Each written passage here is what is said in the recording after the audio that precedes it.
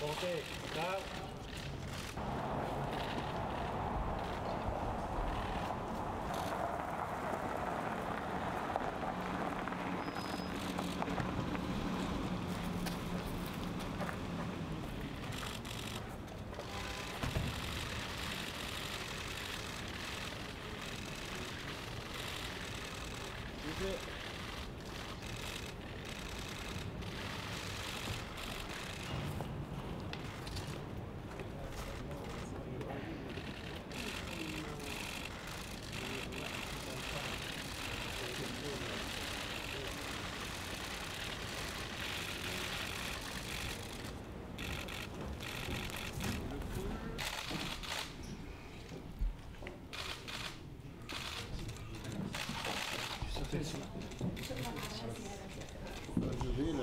Nous avons pris quelques instants avec le président Abbas, temps par ailleurs de travailler pour régler tous les problèmes. كنا مقتنعين لأننا نترك لكم الوقت لحل كل المشاكل بيننا وأنكم سوف تعلمون بالنتيجة.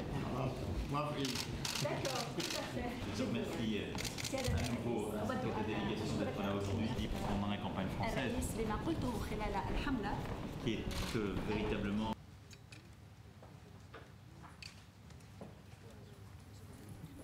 Bien, mesdames et messieurs, la solution des deux États à laquelle il n'existe aucune alternative viable est aujourd'hui mise en péril, sur le terrain bien sûr, mais peut-être encore davantage dans les esprits. Et les causes de cette érosion sont malheureusement connues. La France a toujours condamné et condamne la poursuite de la colonisation, qui est illégale au regard du droit international.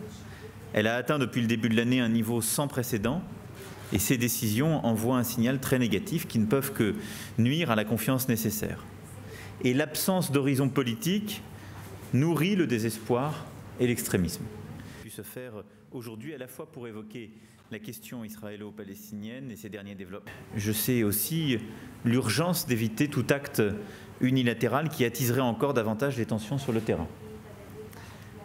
Je veux donc ici rappeler à quel point la France est convaincue de la nécessité de relancer une dynamique forte, crédible, et comme je viens de le dire, nous y jouerons notre rôle. Cette paix, elle devra permettre aux deux États, Israël et Palestine, de vivre côte à côte en paix et en sécurité dans des frontières sûres et reconnues.